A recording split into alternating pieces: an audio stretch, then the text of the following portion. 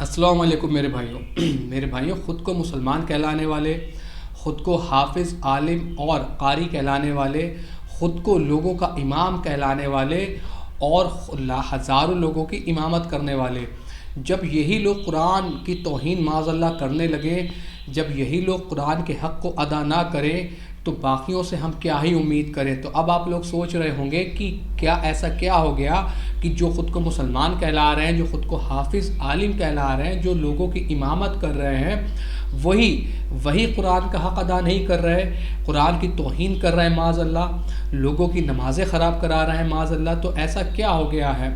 تو میرے بھائیوں، سب سے پہلے آپ یہ چند ویڈیوز دیکھیں۔ وقال الملك النبي صلى الله عليه وسلم فلما كلمه قال انك اليوم الذين مكنا قال جن على خزائن الارض نافذون وكذلك مكنا يسوع بالله وهو من نصيب برحمتنا من نشاء ولا نجوا في المسلمين ولا اجر الاخر خير الذين قال يوسف تولوا فدخل الولي فعرفهم لهم منكر ولما جهزهم الى ان قال لكم بأكلكم من لا ترون ان يكون من خير المنذرين فإن لم تأتوني فلا أكل لكم ولا تقولوا قالوا نصرى قالوا سنرابطون وابوين لباغين وقال لي الله اكبر الله اكبر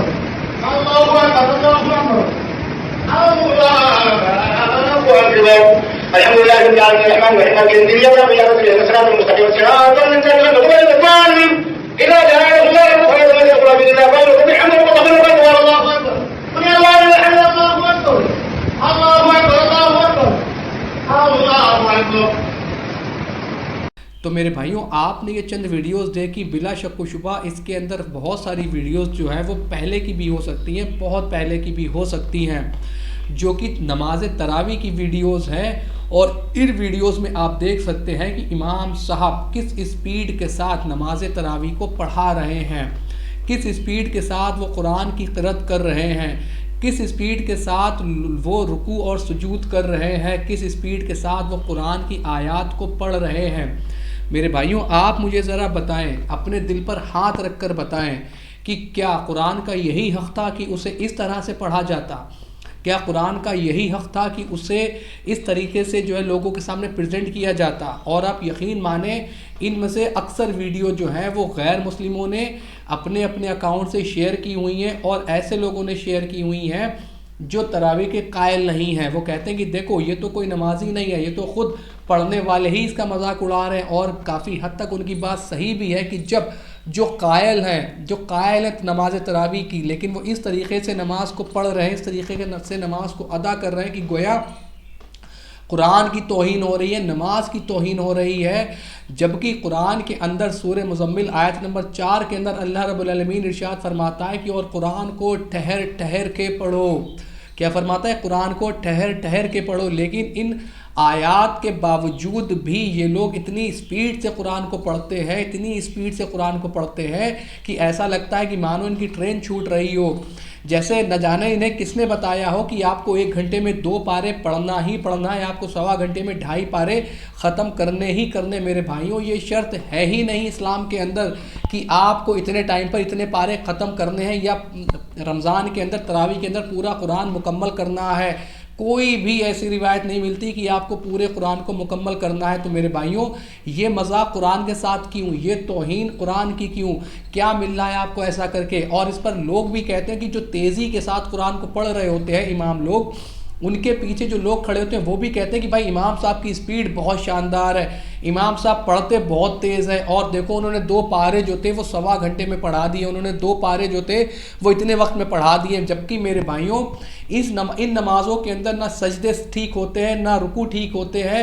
بخاری کی حدیث ہے کہ نبی پاک صلی اللہ علیہ وسلم کے پاس ایک شخص آئے، انہوں نے جا کے نماز پڑھی، پھر وہ نبی پاک صلی اللہ علیہ وسلم کے پاس ہے، نبی پاک نے فرمایا کہ اپنی نماز کو دوہرا۔ ایسا 3 مرتبہ ہوا۔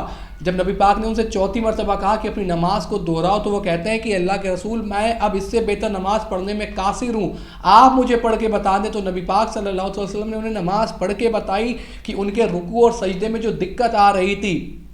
اب آپ مجھے بتائیں، جو ویڈیوز آپ نے دیکھی ان میں کتنوں کے رکوع نہیں صحیح ہو رہے ہیں، کتنوں کے سجدے ٹھیک نہیں ہو رہے ہیں، اور یہ قرآن کے ساتھ مذاق کر رہے ہیں۔ میرے بھائیوں، جب امام خود سمجھ لے گا کہ یہ بوجھ ہے، ایک بوجھ کی طرح وہ پڑھا رہا ہے، پیچھے مقتدی بوجھ کی طرح سن رہے ہیں، تو حال تو یہی ہوگا۔ جبکہ اگر آپ کی وسعت نہیں ہے تو آپ آدھا پارہ پڑھائیں، 20 رکعت کے اندر آپ آدھے سے بھی کم پارہ پڑھائیں۔ کیا ضرورت ہے کہ آپ کو 2 پارے ہی پڑھانے ہیں؟ میرے بھائیوں، کہیں نہیں لکھا کہ آپ قرآن کو مکمل کریں تراویح کی نماز میں، یا آپ روز 1 پارہ پڑھائیں یا 1.5 پارہ پڑھائیں، لیکن خدا کے واسطے اس طریقے کی توہین، اس طریقے کی بے ادبی تو قرآن کی نہ کریں۔ وہ اللہ کا قرآن ہے، اللہ کا کلام ہے، لیکن ایسی 120 کی اسپیڈ سے چلتے ہیں کہ شعیب اختر فیل ہو جاتا ہے۔ اتنی تیز اسپیڈ سے یہ لوگ جو ہے نماز تراویح پڑھا رہے ہوتے ہیں کہ مطلب اللہ کی پناہ۔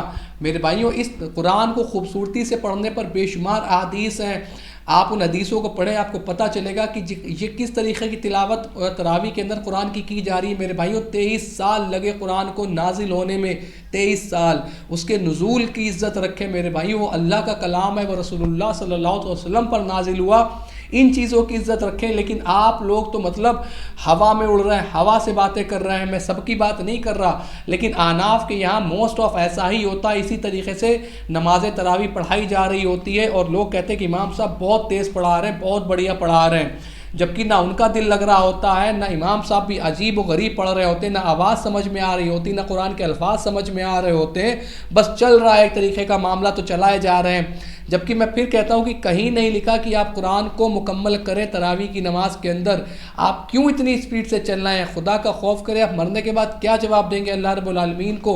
میرے بھائیوں، امید ہے کہ بات آپ کے سمجھ آئی ہوگی۔ الا البلاغ۔